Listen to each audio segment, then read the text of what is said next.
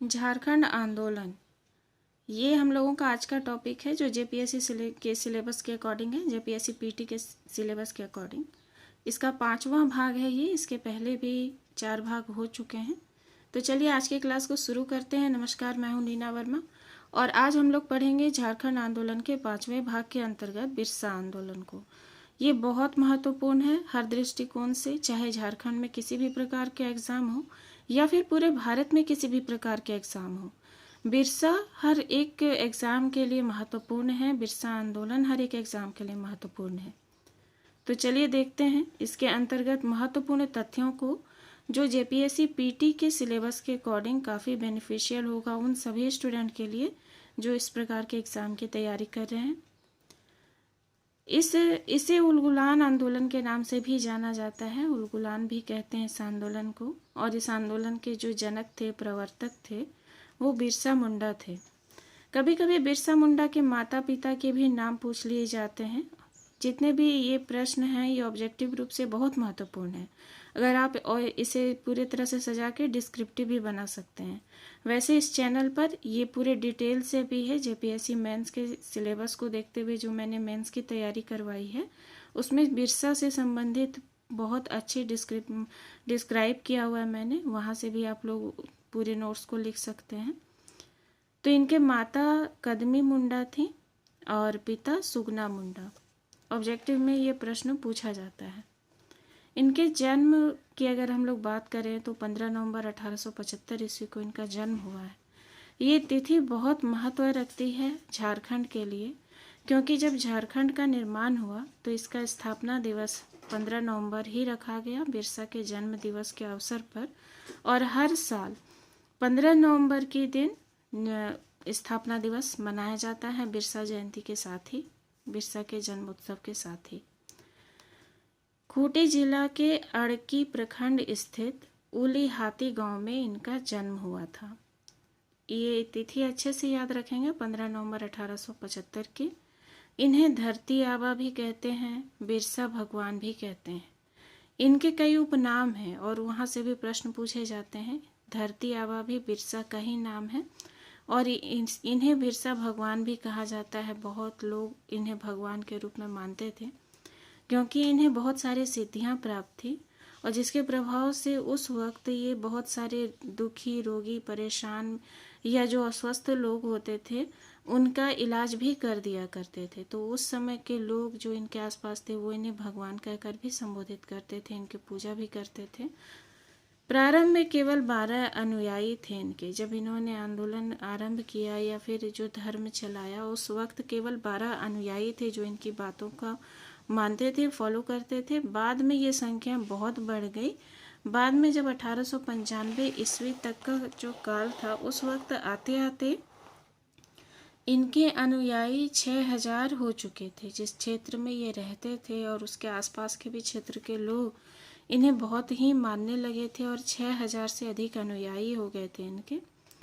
वे महामारियों से ग्रस्त लोगों का इलाज भी करते थे। लोग इन्हें ईश्वर का दूत भी कहते हैं। बिरसा प्रथम बार 24 अक्टूबर 1894 ईस्वी को जेल गए। उस वक्त इनकी आयु केवल 19 वर्ष थी और तब इन्होंने 2 वर्ष की सजा काटी जेल में। केवल 19 वर्ष की आयु में ये जेल चले गए 1894 ईस्वी में और उस वक्त 2 वर्ष की सजा इन्हें हुई थी। ये अवधि पूछी जाती है, ये समय पूछा जाता है, डेट से भी प्रश्न आते हैं। 24 अप्रैल 1897 को ये फिर रिहा हुए। रिहा होते ही ये और ज़्यादा तत्परता से विद्रोह में जुड़ गए। रिहा होते सरकार के विरुद्ध अलग अलग प्रकार की योजनाएं बनाने लगे और ये जो योजना बनाते थे लोगों से, मतलब इनका जो दल था जो इनको मानते थे वो सभी जो एक केंद्र बनाए और वो केंद्र था डोम्बारी। वहाँ पर ही हर प्रकार की योजना प्रयोजना बनाई जाती थी अंग्रेजों के विरुद्ध कि किस प्रकार से उन्हें खदेड़ना है इस क्षेत्र से। विद्रोह का प्रारंभ 1899 ईस्वी में हुआ। विद्रोहियों ने रांची के जर्मन मिशन पर हमला कर दिया एवं अन्य मिशनों पर भी हमला कर दिया। तो यहाँ से विद्रोह आरंभ होता है। ये बहुत ही महत्वपूर्ण फैक्ट है। 6 जनवरी को पुलिस दल के पर आक्रमण कर थाने में आग लगा दी, और ये खूंटी के थाने में आग लगा दी। वो दिन था 6 जनवरी का। विद्रोह जब आरंभ हो गया तो इनका विद्रोह बहुत ज़्यादा प्रभावशाली और पूरे एग्रेसिव रूप से फैल गया था। बिरसा मुंडा ने परंपरागत हथियारों से लैस एक बड़ी सेना तैयार कर ली थी। परंपरागत हथियार इनके क्या थे? तो तीर धनुष ही इनके परंपरागत हथियार थे, और वो बहुत ही छापामार युद्ध ये लोग करते थे। धनुष विद्या में बहुत ज़्यादा पारंगत थे और बिल्कुल ट्रेडिशनल तरीके से ही अंग्रेज़ों की सेना से ये लड़ते थे। और इनकी जो सेना थी, उन्हें ट्रेनिंग करने के लिए देने के लिए सेनापति रखा था बिरसा ने। उनका नाम था गया मुंडा। ये पूछा जाता है, इनके बारे में पूछा जाता है कि कौन सेनापति नियुक्त हुए थे, तो गया मुंडा। ये महत्वपूर्ण है। दोनका मुंडा और राजनीति प्रमुख बनाया गया था। सोमा मुंडा को धार्मिक प्रमुख और सामाजिक प्रमुख बनाया गया था। तो ये तीनों आप लोग लिख के याद करेंगे कि सेनापति कौन थे बिरसा मुंडा आंदोलन के समय, तो गया मुंडा। और राजनीतिक प्रमुख कौन थे आंदोलन के समय, तो दोनका मुंडा। और धार्मिक और सामाजिक प्रमुख कौन थे, तो सोमा मुंडा। ये पूछा ही जाता है प्रश्न, इसलिए इसे आप अच्छे से क्लियर रखेंगे। बिरसा सेना के सदस्य रांची, खूंटी, बुंडू, तमार, बसिया, कर्रा, तोरपा, चक्रधरपुर इत्यादि जगहों में फैल गए थे। बिरसा की जो सेना थी, बहुत बड़ी सेना थी, बहुत बड़ा दल इन्होंने बनाया हुआ था, जो कि आसपास के बहुत दूर तक के क्षेत्रों में ये फैल गए थे। और विद्रोह का मुख्य केंद्र खूंटी था। मुख्य केंद्र भी पूछा जाता है, तो खूंटी था बिरसा आंदोलन का। 9 जनवरी 1900 ईस्वी में डोम्बारी में जमा हुए विद्रोहियों पर रांची के डिप्टी कमिश्नर उस वक्त कौन था, तो स्ट्रीटफील्ड, उसने गोली चलवाई। 9 जनवरी 1900 को याद रखेंगे डेट। डोम्बारी में एक सभा हुई थी विद्रोहियों की, तो उस पर रांची के डिप्टी कमिश्नर स्ट्रीटफील्ड ने गोली चलवा दी। उन्हें किसी प्रकार से पता चल गया कि विद्रोही जो है कहीं पर मीटिंग कर रहे हैं, और इसमें लगभग 200 लोग मारे गए और 500 से अधिक लोग घायल हो गए। चूँकि इनकी जो सभा आयोजन होते थे तो हजारों की संख्या में इनके अनुयायी पहुंचते थे, इनके मानने वाले या इनकी जो सेना होती थी सभी पहुंचते थे। उस पर एकाएक हमला करवा दिया, जिसमें 200 लोग लगभग मारे गए और 500 से अधिक लोग घायल हो गए। बिरसा चक्रधरपुर के जंगल में छिप गए। एकाएक ऐसा हो गया तो वो क्या करते, तो वो चक्रधरपुर के जंगल में छिप गए, क्योंकि अगर वो पकड़े जाते तो फिर मारे जाते और फिर आंदोलन वहीं ख़त्म हो जाता। जब वो पकड़े नहीं गए तो सरकार ने उन्हें पकड़वाने के लिए 500 रुपये का इनाम रखा कि जो भी उनकी जानकारी देगा उन्हें 500 रुपये के इनाम दिया जाएगा। उस वक्त ये बहुत महत्व रखता था। वीर सिंह महली ने 3 मार्च 1900 को इन्हें पकड़वा दिया। ये बहुत बड़ा ही गद्दार था जिसने कि बिरसा को पकड़वा दिया था, अंग्रेजों का साथ दिया था इसने। 9 जून 1900 को जेल में ही इनकी मृत्यु हो गई हैजा से। जब ये पकड़े गए और फिर इन्हें जेल दे दिया गया और जेल में ही इनकी मृत्यु हो गई। परिणाम स्वरूप 1902 ईस्वी में, अब देखिए इतना बड़ा आंदोलन हुआ जिससे कि अंग्रेज भयभीत हो गए। उन्होंने इस बड़े आंदोलन के परिणाम स्वरूप बहुत सारे बदलाव भी किए।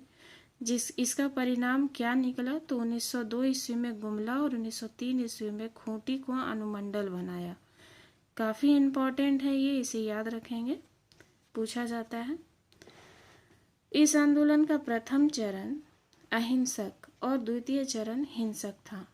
बहुत ही महत्वपूर्ण पॉइंट है ये। प्रथम चरण में जब आंदोलन स्टार्ट हुआ तो धार्मिक रूप से वो काम करते थे, तो वो अहिंसक था, उस वक्त हिंसा नहीं होती थी।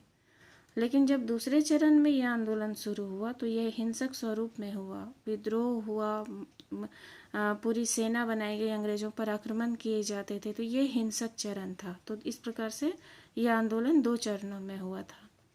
1908 ईस्वी में काश्तकारी कानून बना।